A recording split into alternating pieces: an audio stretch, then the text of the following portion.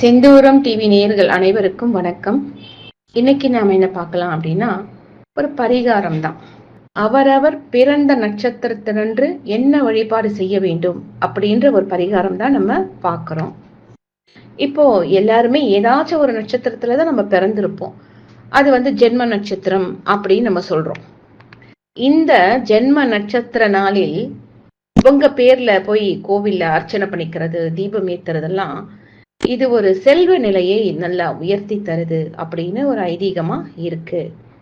இதற்கு நம்ம என்ன சொல்லலாம் அப்படின்னா, திருவெற்றியூர் வடிவுடையம்மன் கோவில்ல பாத்தீங்கன்னா உங்களுக்கு தனித்தனியா 27 நட்சத்திரங்களுக்கும் ஒரு ஒரு லிங்கம் தனியாவே அமைச்சிருக்காங்க. அவரவர் நட்சத்திரம் என்ன அப்படின்னு பார்த்துட்டு அந்த நாளுக்குரிய நட்சத்திர நாளுக்கு அன்று நீங்க, அதாவது உங்க ஜென்ம நட்சத்திர நாள் அன்று நீங்க போய் அந்த லிங்கத்துக்கு விளக்கேற்றி வழிபாடு செய்வது ரொம்ப ரொம்ப சிறப்பா இருக்கும். நீங்க இந்த மாதிரி மாதத்திற்கு வரக்கூடிய உங்க ஜென்ம நட்சத்திரத்தை அன்னைக்கு நீங்க விளக்கு ஏத்திட்டு வாங்க. உங்களுக்கு பலன் ஒரு 5ல இருந்து 9 வாரத்துக்குள்ளேயே உங்களுக்கு இப்போ உங்களுக்கு என்ன தேவை, அதாவது ஒரு வேலை விஷயமா ஒரு வேலை கிடைக்க, இல்ல செல்வ நிலம் உயர, இல்ல குழந்தை இல்லாதவர்களுக்கு, திருமணம் ஆகாதவர்களுக்கு, இப்படி முறையே அவரவர்களுக்கு ஏற்ற ஒரு ஒரு விரதம், அதாவது விரதம்ன்றது கூட ஒரு என்ன கோரிக்கை, அந்த கோரிக்கை நிறைவேற்ற கூட நீங்க இந்த மாதிரி உங்க ஜென்ம நட்சத்திரம் வரும் நாளில் நீங்கள் இந்த நெய் தீபம் ஏத்துறது ரொம்ப விசேஷம். அதுவும் நீங்க எந்த கோவில்ல போய், நம்ம அடிக்கடிக்கு நிறைய அந்த இந்த தகவல்ல ஒவ்வொரு இதுலயும் நம்ம சொல்லியிருப்போம். என்னன்னா, நீங்க வெளியில வாங்கி ஏத்துற அந்த தீபத்திற்கு அவ்வளவு ஒன்றும் சக்தி தராது. அதுக்கு காரணம் அது பியூரான ஒரு நெய் எல்லாம் கிடையாது வெளியில விற்கிறது.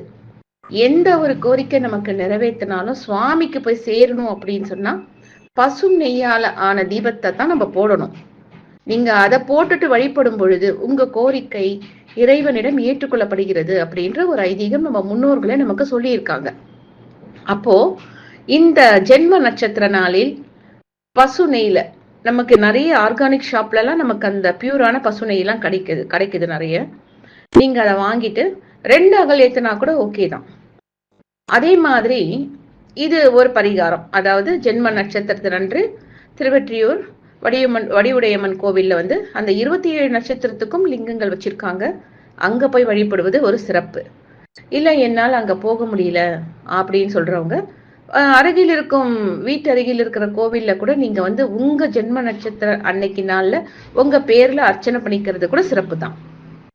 இப்படி நீங்க மாதம் மாதம் உங்களுக்கு வரக்கூடிய அந்த ஜென்ம நட்சத்திரத்தன்று இந்த பரிகாரத்தை செஞ்சுட்டு வாங்க. நடக்கவே நடக்காது அப்படின்றது கூட இந்த வழிபாட்டின் மூலம் நிறைய நம்ம கிளைண்ட்ஸோ நம்மளுடைய ஸ்டூடெண்ட்ஸ் எல்லாம் நிறைய இத பயன்படுத்தி வெற்றி பெற்றிருக்காங்க. அதனால நீங்களும் இதை செஞ்சு வெற்றி பெறுங்க. அடுத்தது என்ன அப்படின்னு சொன்னா, இது ஜென்ம நட்சத்திரத்துக்கு நம்ம சொல்லியிருக்கோம்.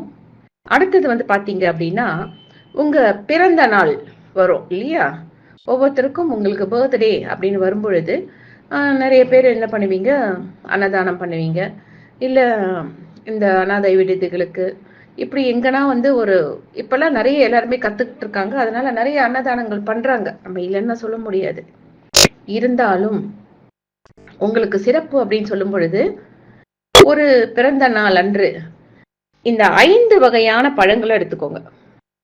அதாவது எந்த பழமாச்சும் சரி, ஆப்பிள், சாத்துக்குடி, கொய்யா, திராட்சை, சப்போட்டா அல்லது ஏதோ மாங்கனி கிடைச்சதுன்னா அன்னைக்கு மாங்கனி, ஏதோ ஒரு 5 விதமான பழங்கள், இல்ல வாழைப்பழம் கூட சேர்த்துக்கோங்க.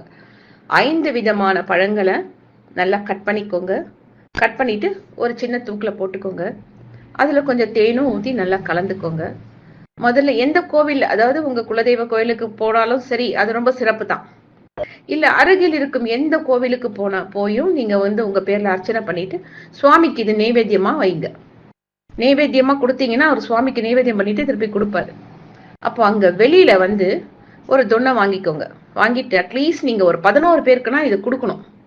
இந்த கட் பண்ணி போட்ட பழம் தேனால் கலந்து ஒரு தொன்னையில ஒரு ஸ்பூன் கூட கொடுங்க. இப்படி உங்க பர்த்டே அன்னைக்கு நீங்க செய்யுங்க. உங்களுக்கு அடுத்த பர்த்டே வரத்துக்குள்ள உங்க வாழ்வில் ஒரு மேல்நிலையை நீங்க கட்டாயம் பார்த்திருப்பீங்க. இதை எல்லாருமே வழிபட்டுட்டு அதுக்கப்புறமா எனக்கு கமெண்ட் பண்ணுங்க. இன்னைக்கு உண்டான இந்த பரிகாரம் பார்ப்போம். எனக்கு நேர்ல வந்து உங்களுக்கு கொடுக்க முடியல. நான் அவுட் ஆஃப் ஸ்டேஷன், இங்க இல்ல. இருந்தாலும் பதிவுகள் விடக்கூடாது அப்படின்னு சொல்றதுனால நான் வந்து வாய்ஸ்ல கொடுத்துட்டு இருக்கேன். நான் ஊர்ல இருந்து வந்ததுக்கு அப்புறமா நம்ம நேர்ல கூட அந்த இது பண்ணுவோம். அது வரைக்கும் நம்ம நேர்களுக்கு எதுவுமே கொடுக்காம இருக்கும் அப்படின்றதுனால தான் நான் இந்த வாய்ஸ் மெசேஜை உங்களுக்கு கொடுத்துட்டு இருக்கேன். சீக்கிரமா வந்துருவேன். வந்ததுக்கு அப்புறமா நம்ம அந்த பதிவுகள்ல போடலாம்.